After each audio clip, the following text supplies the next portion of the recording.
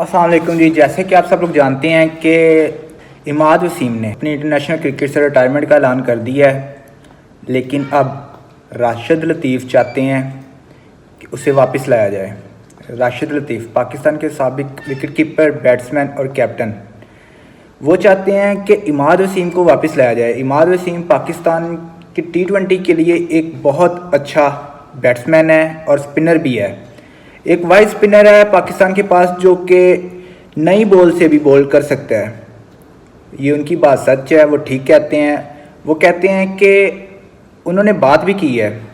वो चाहते हैं कि मोहम्मद हफीज़ जो कि पाकिस्तानी टीम के इस टाइम डायरेक्टर हैं, वो स्पोर्ट्स को देख रहे हैं। वो चाहते हैं, राशिद लतीफ़ चाहते हैं कि हफीज़ जाए और जाके बात करे इमाद वसीम से और उनको वापस लेके आए। उनका पाकिस्तानी टीम में होना T20 में बहुत ज़्यादा ज़रूरी है।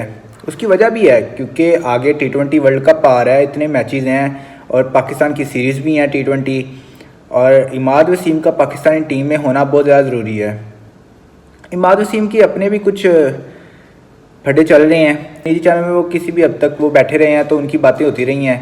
मोहम्मद आमिर के साथ वो बातें करते रहे हैं, तो उनकी बातों से यही वाज़ह हो रहा था कि वो पाकिस्तान के लिए खेलना चाह रहे हैं। वो देख रहे थे कि PCB जो है वो अप्रोच करता है इमाद वसीम को या नहीं करते हैं, बट नहीं, ऐसा नहीं हुआ। तो उन्होंने फील किया कि नहीं जी, ये मुझे अप्रोच नहीं करेंगे और मेरी ज़रूरत नहीं है पाकिस्तान को इस टाइम। तो उन्होंने रिटायरमेंट का ऐलान कर दिया। बिल्कुल ऐसा ही हुआ है।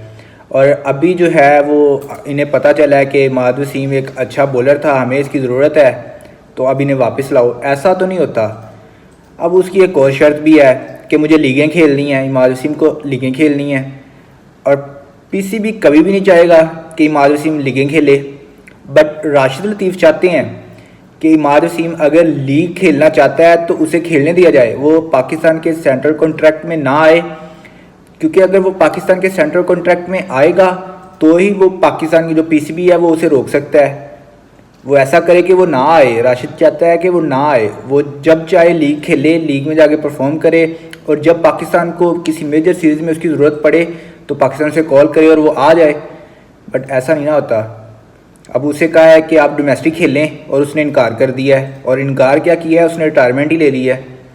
और जब उसने रिटायरमेंट लिया उसकी सबसे बड़ी वजह यह है कि उसने लीग खेलने जाना था और उसको नहीं मिला, NOC नहीं मिला।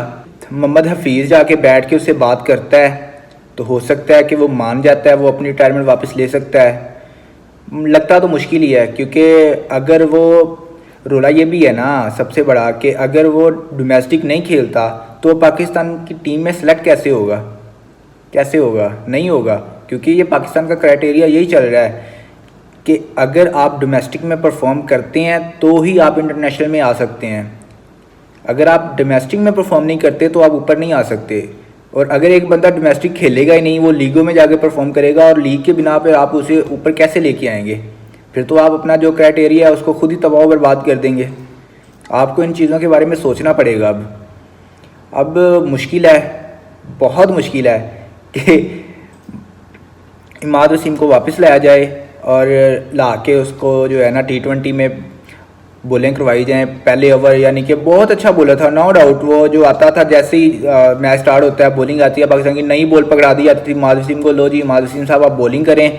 और वो एक ऐसा बॉलर है जो विकेट टू विकेट बॉल करता है और पाकिस्तान को अर्ली विकेट्स भी दिलाता था। जहाँ पे पाकिस्तान को विकेट की ज़रूरत होती थी वो बंदा विकेट दिलाता था पाकिस्तान को अर्ली।